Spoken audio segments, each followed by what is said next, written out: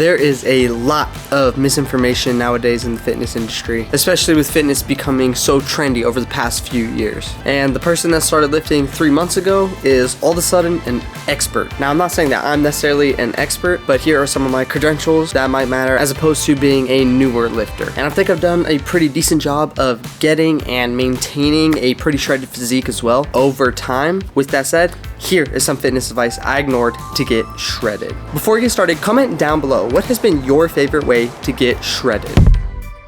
So what exactly is spot reduction? Well, it is this concept or myth that you can burn fat off of certain areas of your body. Now, everybody wants to know the exercises that lose fat maybe here or maybe even here. But the thing is, fat loss comes with an overall reduction in fat.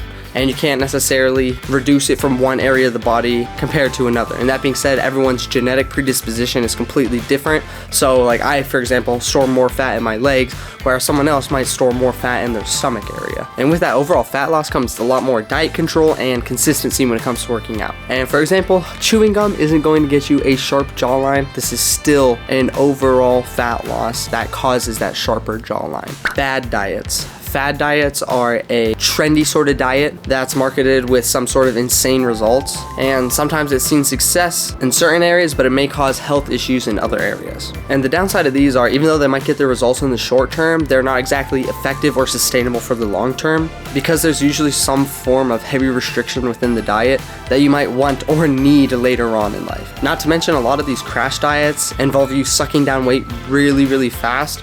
And when you start eating normal again, you might even rebound harder than what you started off with. So now, instead of, you might have lost 20 pounds, but now you've rebounded and you gained 30 pounds back. So you're even worse off than where you started in the first place. Plus, when you're restricting yourself super heavily like that, your body's in this starvation mode where it just wants to hang on to every calorie that you're consuming. And this kind of messes with the metabolism a little bit, as well as can decrease muscle mass over time, especially if you're not trying to only lose fat, but also gain muscle alongside that as well. And that being said, if you do a fad diet short term, at least have a long-term plan set up so you don't have that rebound effect from the fad diet. If you feel like you're learning something new, or if you simply enjoyed the video so far, please be sure to drop a like down below.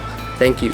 Endless cardio. Now, cardio is not 100% necessary. Diet control, consistency with lifting, and basically being more active than you are sedentary will go a long way. And this doesn't have to be some sort of sprinting or running or even HIIT training.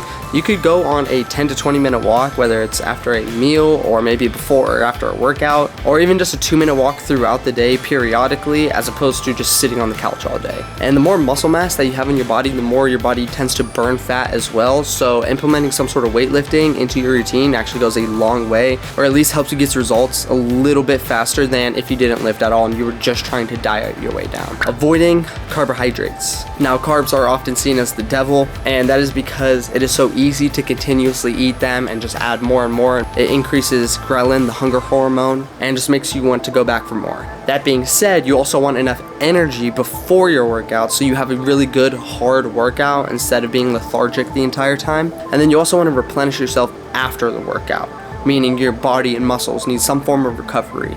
And I'm not saying go eat chocolate cake after a workout, but something like maybe rice or even sweet potatoes or even beans can go a long way in helping your body recover much faster and much more efficiently. Over-reliance on supplements. Now, supplements are something that should be used in addition to your diet and your training. You have to put the work in first and then use these as an aid. It shouldn't be a replacement for the work that you're supposed to put in as far as your diet and training goes. It's much better to be consistent with working out and be at least decent with your diet and take no supplements at all, as opposed to being inconsistent with your workout, eating whatever you want, and then just taking a frick ton of supplements on top of that. So I encourage you to look into each of these topics on your own, and preferably from a trusted source, or at least someone that's proven to maybe have known a little bit more than the average person, and just not the overnight expert, if that makes sense. Or even just blindly following someone's advice if they haven't necessarily proven that they might know a thing or two. Subscribe to the channel if you are new, and here is the video YouTube thinks going next, so be sure to check it out right here.